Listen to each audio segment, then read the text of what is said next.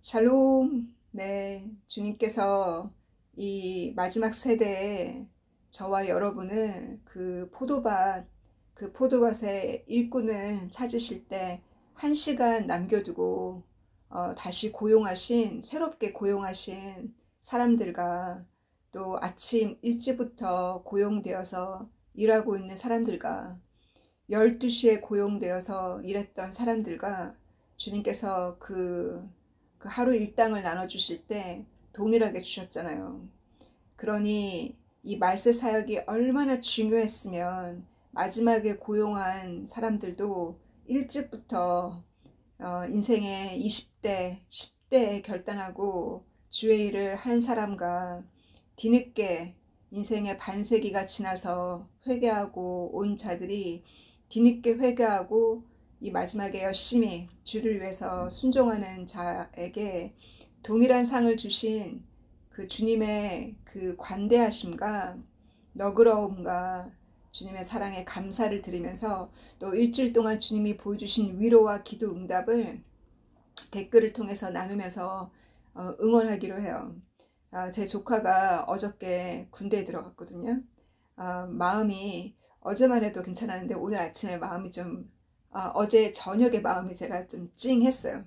아침에는 괜찮았는데 그리고 제가 한 달 전에 꿈에 주님이 보여주셨거든요. 근데 제가 깜빡깜빡하고 얘기를 못하다가 조카가 군대에 들어가는 날 기억이 딱 이제 다시 났거든요.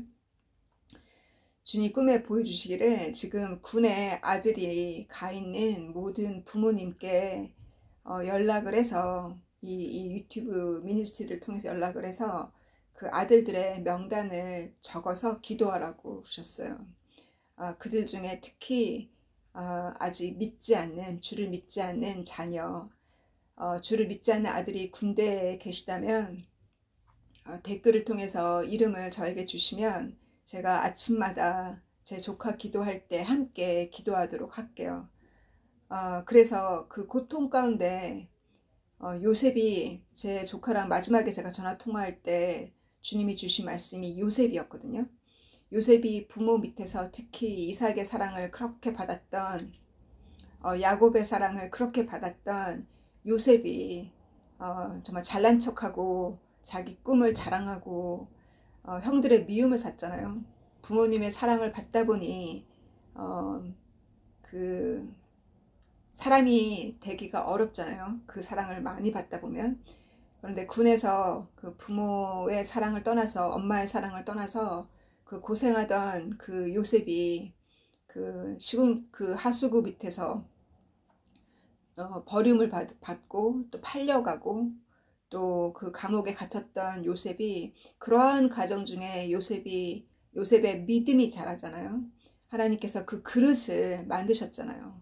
커다란 그 이집트 국가의 그 왕 바로 밑에 그 왕의 위치와 같은 그 직분을 주시기 전에 주님이 연단시키신 것처럼 우리의 사랑하는 아들들, 조카들, 주님께서 군에서 연단시키시고 거기서 구원을 하시기를 그들이 주의 이름을 부르기를 주님의 이름으로 기도합니다. 이번 주에는 제가 특히 지난주에 시간이 안 돼서 우리 앞을 못 보는 이나 자매님을 제가 강의를 못했어요. 1대1 강의를. 그래서 제가 시간을 일요일 예배 후에 예배 같이 드리고 예배 후에 강의를 하기로 약속을 잡아놨는데 제가 일요일 새벽에 주님이 꿈에 저를 그 꿈을 통해서 저에게 아주 심각한 교육을 다시 한번 해주셨어요. 꿈에 제가 나가는 감리교 목사님, 영국교회 감리교 목사님이 저에게 사명을 주시는 거예요. 말씀하시기를 너가 5시 반 새벽 기도를 인도하라고. 매일 월요일부터 금요일까지. 그래서 제가 제 달력을 보면서 목사님 매일 하기는 좀 너무 부담스러운데 일주일에 3번만 하면 되지 않을까요? 그러는 거예요. 꿈속에서. 그래서 제가 생각하기를 아직도 내가 3분의 2밖에 순종하지 않는구나. 이렇게 꿈을 하면 저의 현실을 보여주시는 거니까 저의 어떤 영적인 상태를 제가 일주일에 3번만 하겠다고 그러는 거예요. 그 꿈을 딱 꾸고 눈을 딱 떴는데 시계가 5분 지난 7시인 거예요. 제가 그래서 군에서 마치 그 훈련받은 사람이 하듯이 오뚜기 같이 발로 이불을 차고 벌떡 일어나서 이미 늦은 거예요. 어떻게 이런 일이 있었지? 내가 막 내 가슴을 내가 치면서 어떻게 너가 일요일날 새벽 기도를 놓칠 수 있냐고 저 자신을 제가 학대하면서 이미 늦어버린 거예요. 그래서 어제 그 전날 만들어 놓은 음식을 가지고 샐러드를 만들고 급하게 스콘을 구워가지고 강의 준비는 다 했지만 기도를 못한 거예요. 새벽 기도를. 그리고 예배를 갔어요. 그래서 예배 먼저 다 오기로 돼 있었거든요. 근데 제 양들이 안 보여요. 앞뒤를 아무리 돌아봐도 예배 중에. 그 예배 거의 끝났을 때쯤에 제가 문자를 했거든요. 11시 반에. 왜 예배를 안 왔냐? 오늘 강의가 약속되어 있는데 어딨냐? 그랬더니 저기 대학생 그 학생도 깜빡 잠을 여태까지 잤다는 거예요. 지금 출발할게요. 그러는 거예요. 그리고 이나도 자기 남편이 옆에 있는데 남편이 안 깨워주는지 깜빡 잠들어서 지금 일어났다는 거예요. 제가 문자할 때. 그러면서 너무 늦은 것 같고 마음이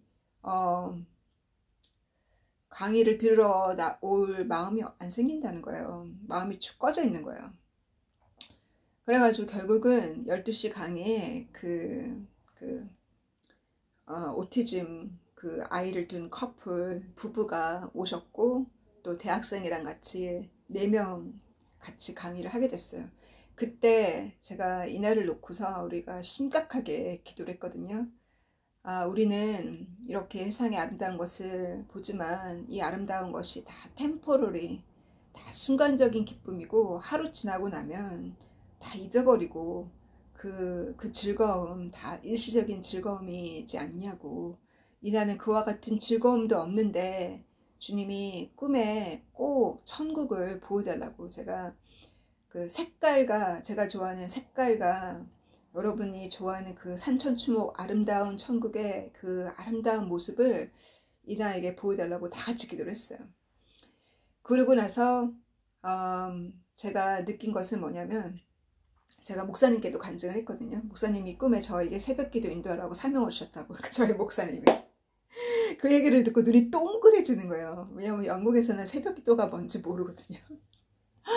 한국교회는 새벽기도 시기를 따라서 철을 따라서 하잖아요. 여기는 그런 새벽기도가 없으니까.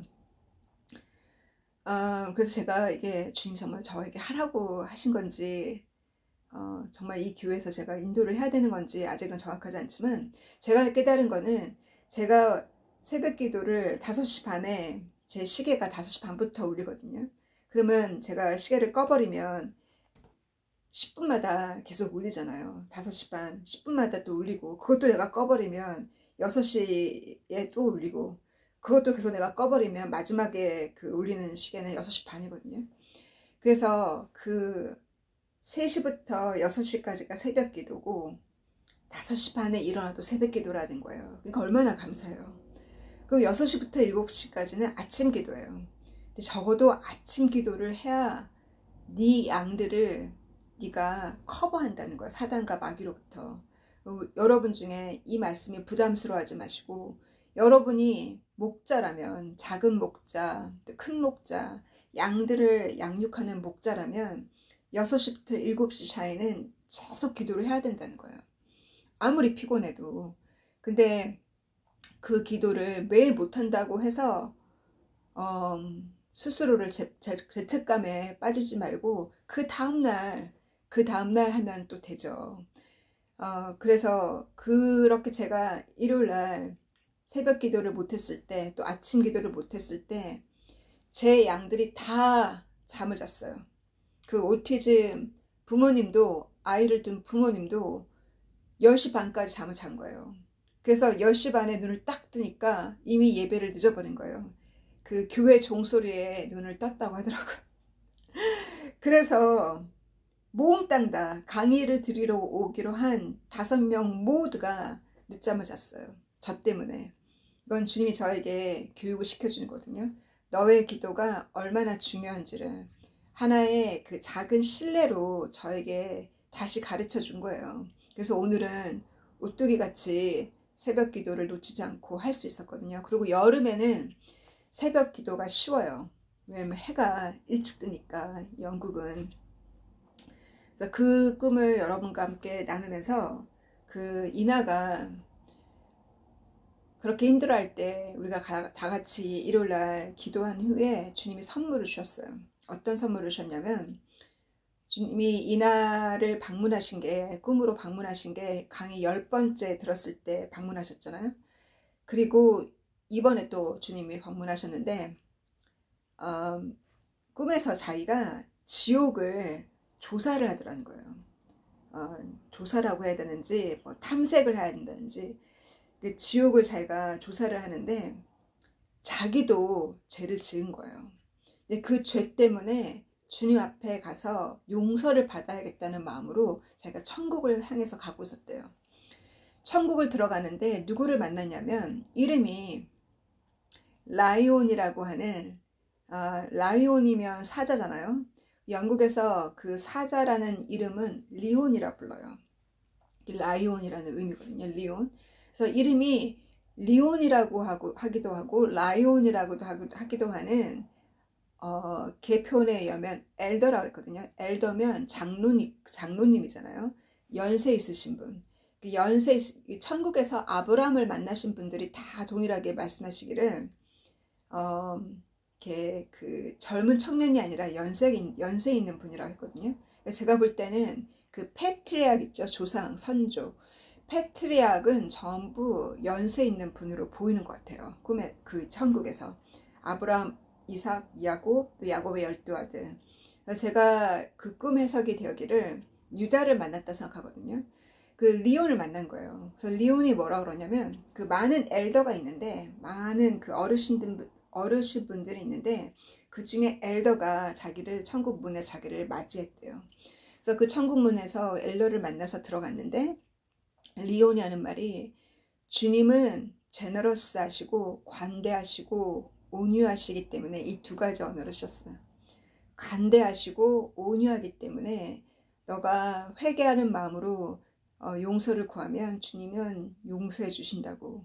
그래서 자기가 이미 용서를 받았다는 깨달음을 가졌대요. 그래서 자기가 깨끗해진 후에 그리고 나서 예수님 만나게 되었대요. 예수님이 오셨는데 그 전 꿈에서 본 것처럼 자기가 그렇게 막 떨렸다는 얘기는 안 했거든요. 그래서 이미 벌써 많이 가까워졌다는 제가 느끼면서 그 얘기를 듣는데 주님한테 자기가 질문 한 가지를 했대요. 예수님 저 언제 천국 여기 오냐고, 언제 세상을 떠나냐고 물어본 거죠. 그랬더니 내가 그 날은 얘기해 줄 수 없다. 그러나 그날이 가까워지면 내가 그때 너에게 얘기해 주겠다고. 그렇게 말씀하시면서 예수님이 그녀에게 하신 마지막 얘기는 I will wait for you. 내가 너를 기다리고 있다고. 내가 너를 기다릴 것이다. 라고 그 약속을 해주신 거예요. 얼마나 멋진 예수님이신지 우리의 주님이신지 제 꿈에 나타나신 것보다 그녀의 꿈에 나타나신 게 저는 더 기뻐요. 저는 힘들지 않지만 그녀는 날마다의 그 자기의 그 장애를 이기고 산다는 것은 날마다 그녀에게는 연단이거든요. 그래서 그녀에게는 정말 천국을 주님이 창문으로 쓰셔서 천국을 확 열어주셔서 그녀를 통해서 약간 천국에 대해서 많이 들었으면 좋겠어요. 제가 보는 것보다. 왜냐? 그녀는 그것이 너무나 필요해요. 생명수의 물을 마음껏 마시라고 그녀에게 말씀하신 것처럼 그녀가 마음껏 생명수의 물을 마시고 하루라도 늦잠 자지 않고 아침에 기도하고 주일 예배 참석하는 그녀가 되기를 기도합니다. 주님께서 그렇게 그녀에게 나타나신 것처럼 우리에게 말씀하신 거잖아요. 주님은 그렇게 간대하시고 온유하시니 우리가 회개하면 회개는 말로만이 회개가 아니라 돌아서는 거죠. 회개의 열매를 열어야 되는 거잖아요. 그래서 유다를 만났다는 거에 제가 또 감동받은 거는 그 창세기 강의 중에 유다에 대한 그 강의도 제가 즐겁게 공부했던, 감동으로 공부했던 유다거든요. 유다가 그 요셉을 그렇게 팔고 나서, 유다는 그 첫 번째 아들 장자 레벤이, 첫 번째 아들이 아버지 침상을 더럽게 했잖아요. 그 질투로 인해서. 그랬을 때 그 북어부 죄서에 보면 누구에게 장자권을 넘기냐면 요셉에게 장자권이 넘어가요. 그리고 유다에게는 왕권을 넘겨요. 그래서 왕권에 대한 예언이, 야곱이 세상을 떠나기 전에 창세기 49장에 유다에 대한 예언을 보면 유다의 후손 가운데 왕권이 떠나지 않을 거라는 그 예언이 있거든요. 그리고 유다의 그 후손의 그 메시아에 대한 예언이, 유다에게 그 메시아에 대한 예언을 하셨잖아요. 그 붉은 포도주 가운. 그 유다가 요셉을 팔고 나서 그 북어부 죄서에서는 그렇게 표현되어 있지 않지만 제 가슴으로, 제 경험으로 깨닫기를, 그렇게 큰 죄를 짓고 마음의 죄책감에 돌아서야 되는데 돌아서지 못하고 방황하는, 그 제 인생에 제가 10년 동안 방황했던 기간이 있었거든요. 영국에서. 그 방황하는 과정 중에 유다가 죄를 져요. 자기 며느리를 자기가 속이잖아요. 그리고 끝에 가서는 하나님이 유다의 죄를 드러내시잖아요. 자기는 창녀인 줄 알고 하룻밤을 잤는데 알고 보니 그 며느리였어요. 며느리를 속였다가 결국은 자기 죄가 드러난 거예요. 며느리 앞에서.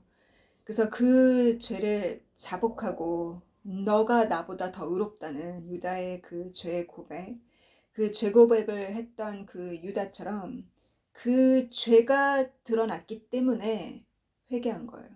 그래서 제가 누누이 얘기하잖아요. 제가 기도할 때는 그 사람의 죄가, 주님이 저의 죄를 드러내시고 제가 그 죄 가운데 자복하고 회개한 것처럼 그들의 죄가 드러나게 해달라고 저는 기도하거든요. 죄가 드러나기 전에는 겸손해질 수 없고, 죄를 인정하기 전에는 진리를 찾지 않아요. 죄가 드러나야 그 죄를 자복하기 위해서 주님이 필요하고 진리가 필요한 거잖아요. 그래서 그 유다가 그녀에게 나타나서 주님은 관대하시니 온유하시니 너의 죄를 용서하리라, 그 말이 정말 이해가 돼요. 왜냐하면 유다가 하나의 그 12아들 중에 하나의 그 요셉이 팔려 나가고 나서 하나 장자 같은 위치잖아요. 장자 같은 위치였는데 그렇게 잘못했던 그 죄가 용서받은 그 유다의 마음, 그 용서받고 그 나중에 그 요셉이 자기 남동생인지를 모르고 총리라는 것을 알고 요셉이 시키는 대로 정말 자기가 노예가 돼서라도, 자기가 감옥에 갇혀서라도 요셉의 그 남동생 벤자민을 보호했던 그 유다였잖아요. 그래서 그 꿈도 저에게는 정말 선물 같은 메시지를 여러분과 함께 나눴고요. 그 예언에 대해서 제가 지난 시간이었나? 그 예언에 대해서 함께 공부할 때 아브라함에게 말씀하신 창세기 15장에 아브라함에게 언약으로 말씀하시길, 너의 후손들이 이방 땅에서 400년 동안 객생활을 하다가 결국은 금은보화를 다 짊어지고 다시 이 땅으로, 가나안 땅으로 돌아오리라는 그 예언, 그 400년이라는 말씀 제가 나눴죠. 그 말씀이 어떻게 이루어졌는지. 그 이스라엘의 달력은 아담을 창조한 그 해를 1년으로 봐서 AM, 이스라엘의 달력은 크리에이션 칼렌더거든요. 창조 달력. 그러면 아담을 창조한 그 해부터 하나님이 아브라함을 창조한 그 해가 1948년이에요. 외우고 싶잖아요. 이스라엘이 태어난 해. 아브라함이 태어난 해가 이스라엘의 창조 달력으로는 창조 이후로 1948년이에요. 그러면 그때부터 1948년, 그리고 아브라함이 창세기 15장에 이 예언을 받았던 해가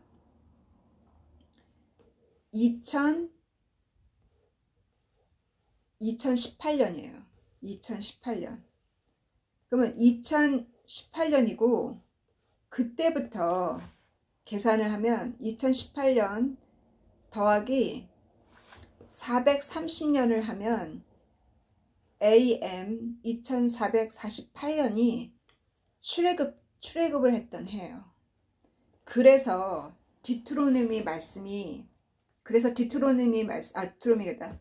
엑소도스와 갈라디아서에 나와 있는 430년이라는 말씀은 어디서부터냐면 그 예언을 했던 그때부터요. 예언을 했던 그때, 창세기 15장 AM 그 크리에이션 칼렌더에 2018년부터 계산하면 갈라디아서에 나와 있는 430년 동안 430년이라는 말씀, 그리고 엑소도스 출애굽기 12장 40절 41절에 보면 이스라엘 민족이 430년 동안 이방 땅에 살다가, 여기서의 이방의 의미가 한국 성경에는 이집트라고 나와 있지만 다른 고서에는 가나안 그리고 이집트라고 나와 있어요. 그래서 이방 땅에서 43년 동안 보냈다는 거예요. 여기서의 430년은 바로 아브라함까지 포함하는 거예요. 아브라함이 그 예언을 받았던 AM 2018년부터 430년을 더하면 2448년이잖아요. 그 출애굽까지 계산한 거예요. 그러나 또 왜 창세기 15장에서 하나님께서 왜 400년이라 말씀하셨냐면, 창세기 15장에는 뭘 하셨냐면 너의 후손이 너희 땅이 아닌 곳에서 400년을 살고 400년 그 기간 안에 억눌림을 당하다가 400년 후에 풀려난다고 했어요. 여기서의 400년은 너의 후손이면 누구예요? 아브라함의 아들 이삭이잖아요. 그럼 이삭이 언제 태어났냐? 이 예언을 받은 이후로 30년 후에 태어났어요. 그러면 AM 2048년에 태어났어요. 그러면 AM 2048년부터 정확하게 400년 후에 엑소도스가 이루어졌거든요. 그래서 400년도 맞고 430년도 맞아요. 어디를 기준으로 보냐요. 예언을 받았던 그 해, 아브라함 때부터 보느냐, 아니면 아브라함의 아들 너의 후손 이삭 때부터 보느냐, 이삭이 태어난 그 해부터, 그러면 400년이죠. 그런데 이 예언을 하나님이 아브라함에게 하신 이 예언이 세대를 이어서 야곱까지, 또 야곱의 12아들, 그 12아들의 후손까지 세대를 이어서 400년 동안 갔을 거 아니에요. 근데 이 계산을 잘못했던 후손들의 얘기가 북어부체에서 그 야살의 책 75장에 나와 있어요. 75장 1절부터 6절 그 이후 이야기를 제가 대충 흐른다면, 야곱의 12아들 중에 이 솔로몬으로 인해서 나라가 반으로 나뉘었을 때 남쪽 나라는 유다라고 부르잖아요. 그래서 12지파의 유다가 대표가 되는 거예요. 그 이름을 정할 때 유다라고 부르고, 북이스라엘은 북이스라엘이라고 부르기도 하고, 구약 성경에 북이스라엘 부르실 때 하나님이 에이프레임이라고 부르셨어요. 이 에이프레임이 요셉의 아들이잖아요. 그래서 이 요셉의 아들 에이프레임을 북이스라엘의 하나의 대표로 하나님의 어떤 그 요셉이 장자니까 또 요셉의 아들이잖아요. 그래서 야곱이 요셉의 두 아들을 자기 아들로, 자기 직계죠, 자기 아들로 삼았잖아요. 그래서 12지파에게 땅을 나누어 줄 때 요셉에겐 땅을 안 나눠주고 마나세와 에이프렘에게 땅을 나눠주잖아요. 그래서 에이프렘의 위치가 북이스라엘의 위치예요. 그 사마리아 바로 위에 그 지역. 그래서 이 에이프렘의 아들들이 아주 힘센 그 장사라 그랬거든요. 근데 이들이 이 연도 계산을 잘못한 거예요. 이 400년이다, 430년이다. 우리도 아브라함 때부터 보느냐, 이삭 때부터 보느냐에 따라서 성경에 어디는 400년, 어디는 430년이 되니까 저희들도 이해를 잘 못하잖아요. 그들도 그랬다는 거예요. 그래서 그들도 이 날짜 계산을 못하고 이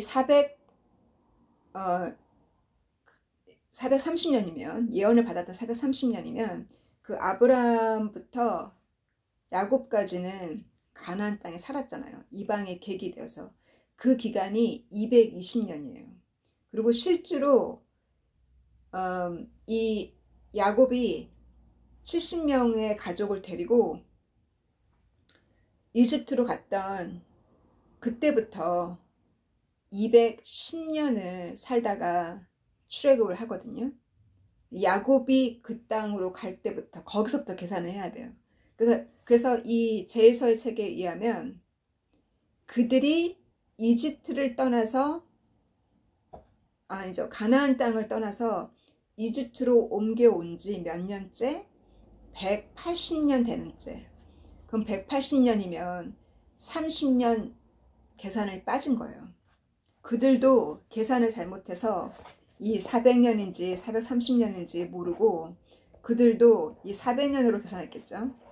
그래서 이 220년을 살았고 가나안 땅에서 아브람 때부터, 그리고 이집트에서 180년을 살았으니까 400년을 이뤘다라고 하면서 그 대표되는 사람의 이름이 대표가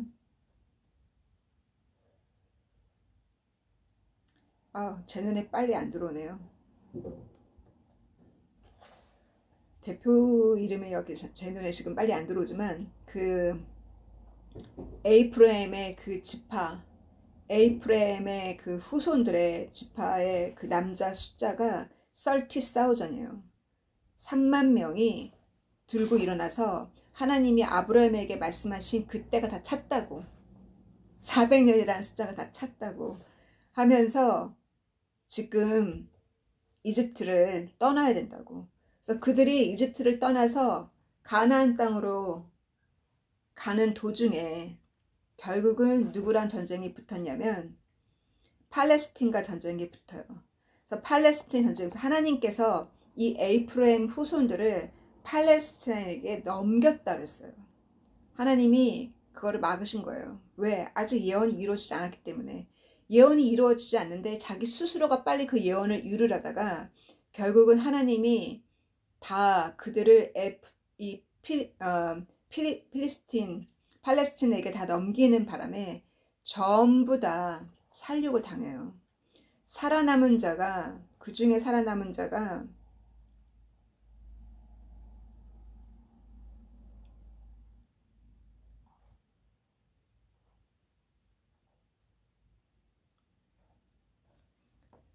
아이고야 10명 빼고 다 살육을 당했어요. 그래서 그 10명이 다시 이집트로 돌아와서 무슨 일이 있었는지를 이스라엘 사람들에게 말을 한 거예요. 그러니 모두가 근신했겠죠. 아직 때가 안 됐다는 거. 그처럼 저는 이거를 읽으면서 뭐 생각을 했냐면, 주님께서 바나바와 또 사도 요한을 통해서 1세기, 2세기, 3세기 제자들을 통해서 남긴 책에 보면 예수님이 승천하신 그날부터 2000년이 차기 전에 이 기간 안에 오신다고 하신 게 너무나 그 말씀이 너무 좋아요. 그랬기 때문에 그날과 그 시를 알 수가 없는 거예요. 그래서 항상 그 징조만 보고 근신하도록 주님께서 말씀하신 마태복음 24장, 누가복음 21장, 마가복음 13장에 말씀하신 그 마지막 말세의 그 징조, 이 복음이 땅 끝까지 다 갔을 때 세상의 모든 사람들의 그 부모가 자식을 죽이고 자식이 부모를 죽이는 사랑이 식어갈 때, 그리고 모든 그 군인들이, 모든 군인 적들이 예루살렘을 둘러쌀 때, 예루살렘을 둘러쌌는다는 얘기는 민족을 되찾는다는 얘기잖아요. 민족을 되찾지 않고서 어떻게 군대가 이스라엘을 둘러싸나요? 그럴 때 어떡하라? 산으로 도망가라 하셨잖아요. 그 말씀, 태양이 어두워질 때, 태양이 어두워져서 쓰나미가 일어날 때, 이 모든 태양의 징조가 눈에 보일 때, 또 다니엘서에 나와 있는 그 미운 물건이 다니엘이 예언한 그 거룩한 곳에 그 미운 물건, 우상이 그 자리를 앉을 때, 안티크라이스트가 일어날 때, 또 많은 사람들이 내 이름으로 자기가 메시아라고 하는 그런 일들이 일어날 거라는 그 모든 징조를 주님이 보여주셨지, 날짜를 말씀하지 않으셨잖아요. 날짜는 징조만 보이셨고, 승천할 때부터 2000년이 차기 전까지 이때, 그러니까 모든 세대의 사람들이, 주님이 부르신 모든 세대의 사람들이 항상 나팔꾼이 되어서 성전을 지키는 그 파수꾼이 되어서 항상 깨어있으라고 외치는 자들이 아니었겠어요? 그 주님께서 깨어있으라고 말씀하실 때, 깨어있지 않는 자는 크리스찬이라 할지라도 만나면 무슨 얘기한다? 축구 얘기하고, 지금 여기 교회에서도 예배 끝나고 제가 사람들 수근수근 얘기하는 걸 들어보면 축구 얘기하고, 모이면 펜션 얘기하고 모기지 얘기하고 다 세상 사는 얘기예요. 크리스찬끼리 모였는데 주님 분명히 말씀하셨어요. 그 마태복음 24장, 누가복음 21장에 깨어있지 않으면 세상 온갖 걱정과 근심 속에 살게 되고, 또 세상 사람들처럼 먹고 마시고 술 취해서 세상 사람처럼 수다 떨면서 살다가 그날이 갑자기, 우리 성경 해석에는 그날이 덫에 갇힌 생쥐처럼 그날이 갑자기 온다라고 표현되어 있잖아요. 그렇게 그날이 갑자기 온다는 거예요. 세상 사람처럼 살다가. 그래서 그렇게 깨어있으라고 하셨던 그 주님의 그 말씀이 너무 감사해요. 각 세대마다 깨어있을 수 있도록. 그런데 그 징조 중에 하나가, 이 모든 징조들을 보고들랑 그 세대는, 그 마지막 세대가 가기 전에 이 모든 징조가 다 이루어진다 그랬잖아요. 그죠? 그래서 그 마지막 세대가 과연 어느 세대인지, 바로 그 마지막 세대를 주님께서 제자들에게 말씀하셨어요. 이스라엘 민족이 민족을 되찾게 된다고. 그래서 그 말씀을 요한이 듣고, 요한이 제자에게 남겨서 제가 그 얘기들을 제가 지난 5월달, 6월달 여러분과 함께 책들을 함께 나눴잖아요. 그래서 그 서신에 나와 있는 이스라엘 민족이 민족을 되찾는다? 예수님께서 AD 30 그때 말씀하셨다면, 그때는 민족을 잃지도 않았는데 어떻게 민족을 되찾는다라고 얘기하셨는지, 그들이 그 예언을 들었다는 거예요. 그죠?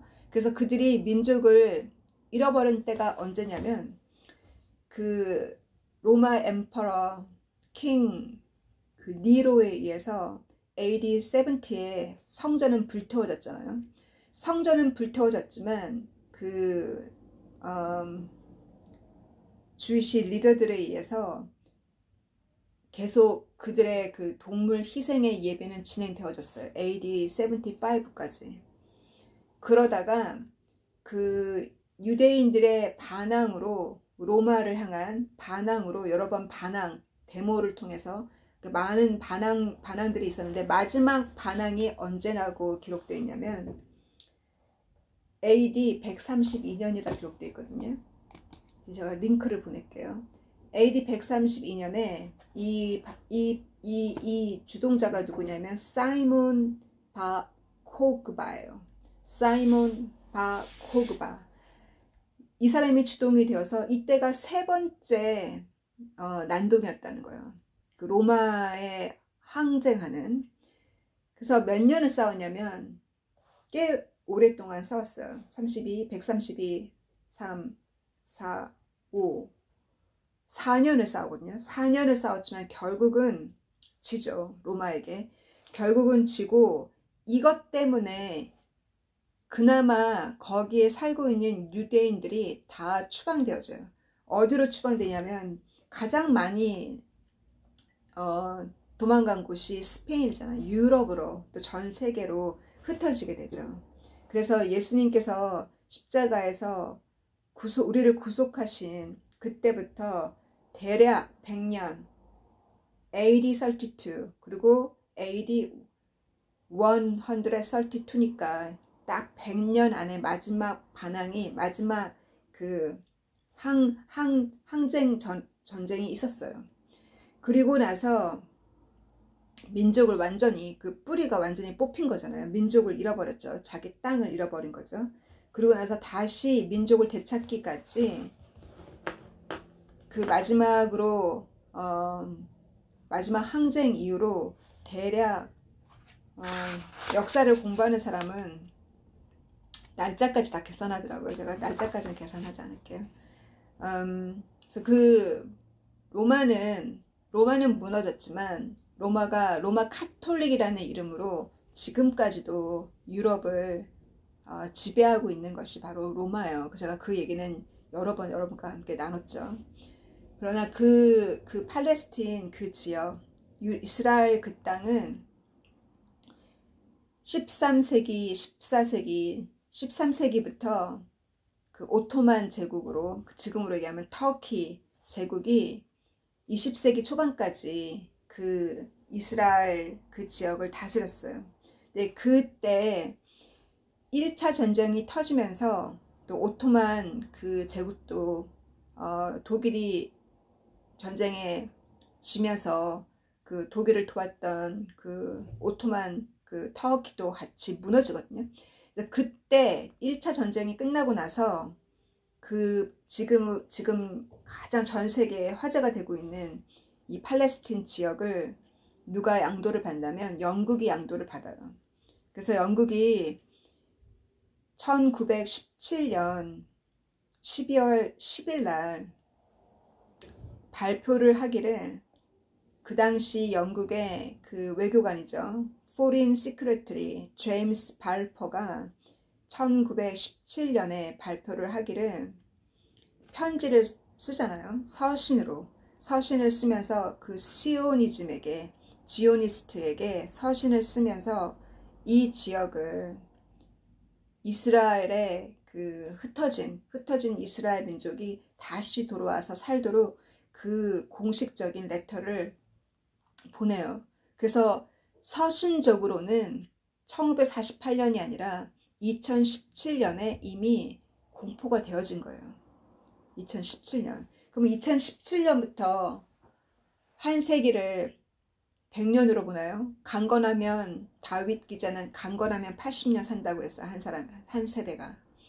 그러면 한 센추리는 100년이잖아요. 그러면 2017년부터 한 세기가 지나면 2017년이죠. 이미 지났던 2017년이죠. 그래서 민족을 되찾아왔던 그 세대, 우리가 그 마지막 그 세대에 살고 있는 것은 정확해요. 그 이사야서 11장 11절 이후 예언을 보면 하나님께서 이스라엘의 남은 자들, 그 남은 자들을 두 번째로 다시 그들의 땅으로 불러온다 했거든요. 전 세계에 흩어져 있는 남아있는 이스라엘 사람들을 다시 두 번째로 민족으로 자기 민족 땅으로 돌아오게 한다 그랬어요. 두 번째로 했어요. 첫 번째가 아니라. 첫 번째로 포로되어서 다른 민족으로 끌려간 것은 바로 바벨론 포로예요. 이 예레미야 때, 또 다니엘 세대 때, 에스겔 세대 때 이미 1차 포로 생활을 했고 다시 돌아왔어요.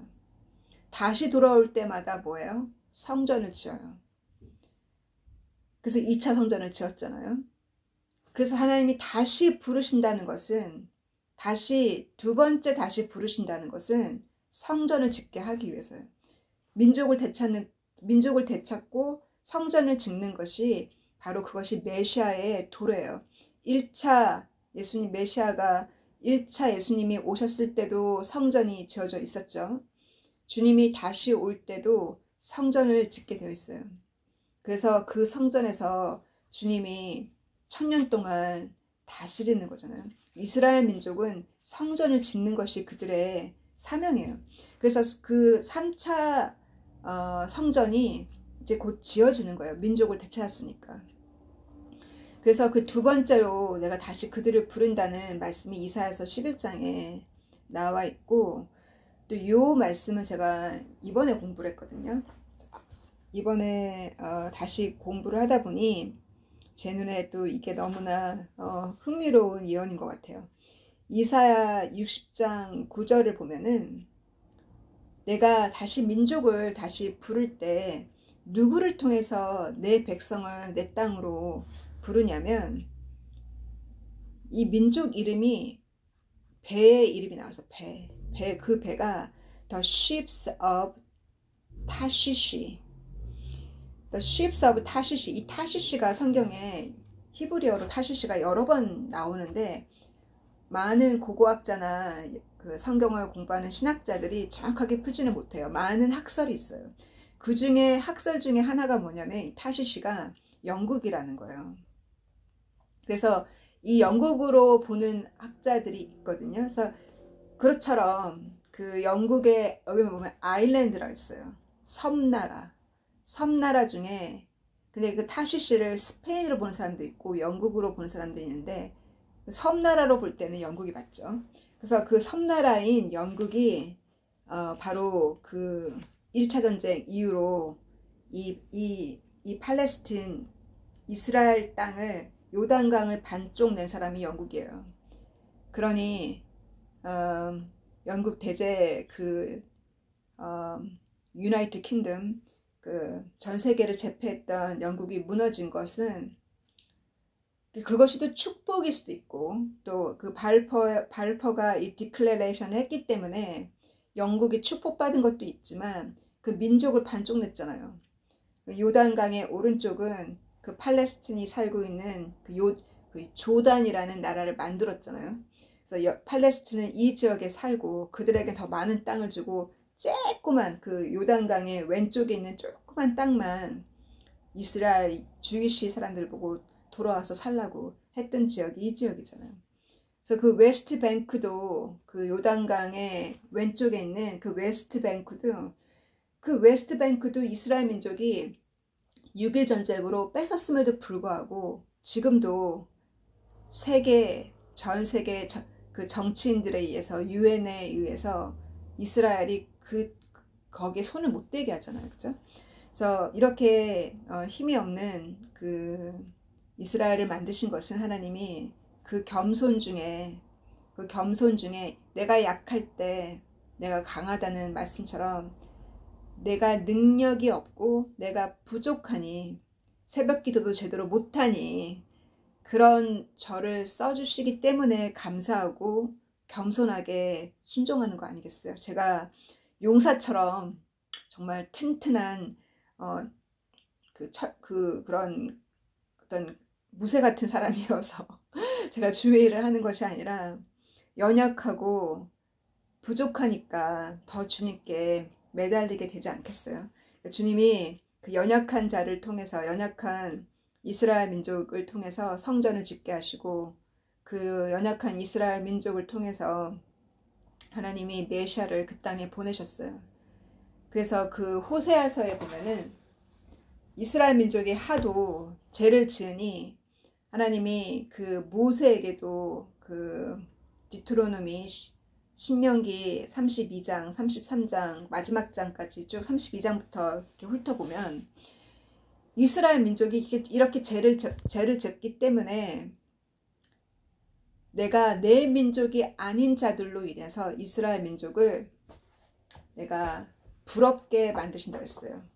내가 너희를 질투하게 만들겠다고. 너희가 하도 죄를 지으니 내가 내 민족이 아닌 자를 통해서 내가 이스라엘을 질투케 하겠다고 신명기 32장 31절 이하에도 그렇게 말씀하셨고, 또 호세아서에도 하도 이스라엘 민족이 죄를 지으니 호세아에게 그것이 어떤 심정인지 체험케 했잖아요. 그죠? 그래서 그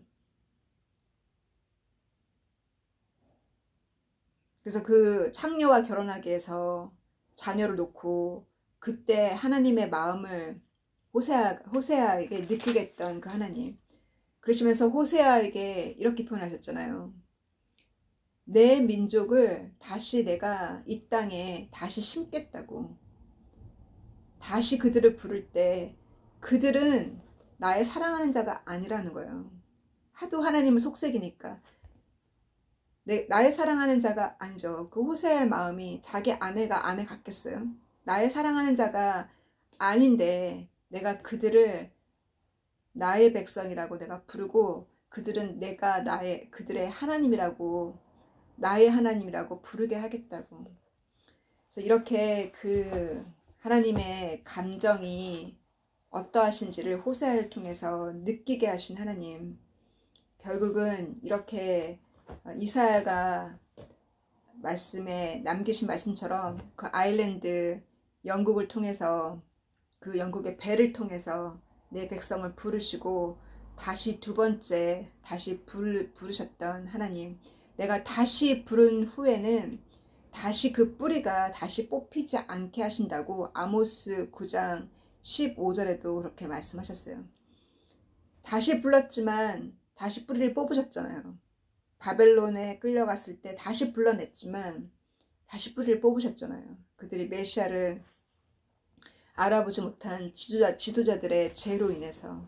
그래서 이렇게 다시 부르신 이 마지막 이때 우리가 그때 살고 있음을 다시 한번 깨달으면서 얼마나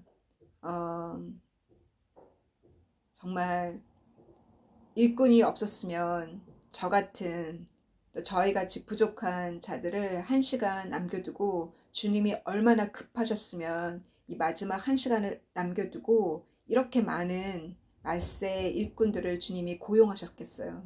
주님께 감사를 드리면서, 사랑하는 주님, 주님께서 저희들을 이 마지막 1시간을 두고 고용해 주셨으니 주님께서 우리에게 그 시간을, 징조를 통해서 그 시계를 분명히 보여주셨으니, 우리가 축구에 빠져있는 자, 월드컵에 유럽의 그 축구와 또 테니스와 이 세상의 것에 빠져서 졸고 있는 모든 크리스찬들의 잠을 깨워주시고, 저희가 왜 아침에 기도해야 하는지 주님이 분명하게 보여주셨으니, 우리가 기도하지 않으면 내 양들이 졸고 있고 내 양들이 이리에게 끌려가고 있다는 것을 주님이 보여주셨으니, 우리가 지식만으로 이 길을 가는 것이 아니라 기도하지 않으면 갈 수 없는 길임을 정말 깨닫고, 저를 위해서 기도하는 모든 집사님과 장로님과 권사님,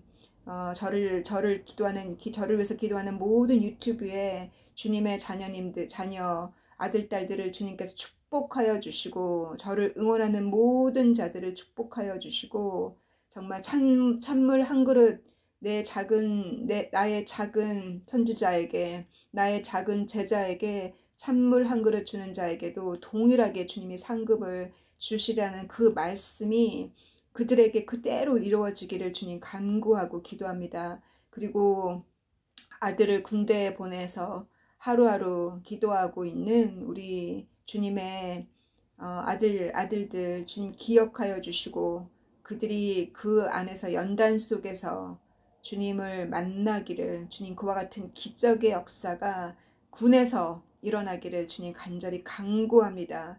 주님, 우리에게 보내주신 모든 소자들과 우리에게 보내주신 고통 가운데 있는 자들, 바로 그곳이 우리가 복음을 전해야 할 곳이고, 주님께서 이사야 65장에 말씀하신 대로 정말 그 묶여있는 자를 가서 풀어주고, 감옥에 있는 자를 빼내고, 주님 병든 자 가서 만나주고 기도해주고, 약자들을 돌보는 저희가 되기에 부족함이 없도록 주님께서 우리에게 그 국률한 주님의 국률하심이 우리 안에 충만하기를, 주님처럼 우리도 관대하고 온유하기를, 사랑이 넘치는 자가 되어서 요나처럼 하나님께서 그들을 용서해 주셨는데, 주님, 요나가 하나님의 마음을 알지 못하고 왜 하나님을 심판하지 않으시냐고 그렇게 성질을 냈던 요나같이 우리도 그와 같은 성품을 갖고 있음을 생각할 때, 주님, 저희들의 부족, 저희들의 성깔과 성질을 용서하여 주시고, 주님이 그들을 용서하셨다면 우리도 그들을 용서하고, 우리가 그들이 회개하고 돌아올 때 뜨겁게 그들을 환영하고, 주님이 그들을 환영하듯이 우리도 뜨겁게 환영하며, 주님, 과거에 그들이 우리에게 어찌했든지 간에 기억도 못하시는 주님, 우리의 죄를 기억도 못하시는데 우리를 어떻게 조롱하고 어떻게 욕했던 간에, 과거에 어떻게 나를 확대했던 간에 그들이 용서를 구할 때 용서하는 저희가 되고, 주님, 과거를 완전히 사심을 잊어버리고 주님이 사랑하는 자, 주님이 보내주시는 자가 저희들의 눈에 그들이 가장 예뻐 보이도록, 내가 사랑하는 자, 내가 좋아하는 자를 사랑하는 자가 사랑하는 것이 아니라 주님이 사랑하는 자, 우리가 사랑할 수 있도록 주님이 우리의 몸이 되어 살아주시기를 간구하고, 또한 또 한 주간 승리하고 만날 수 있기를 간구하고 소망할 때, 모든 영광 주님께 올려드리면서 사랑하는 주님의 이름으로 감사함으로 드렸습니다. 아멘. 바이바이.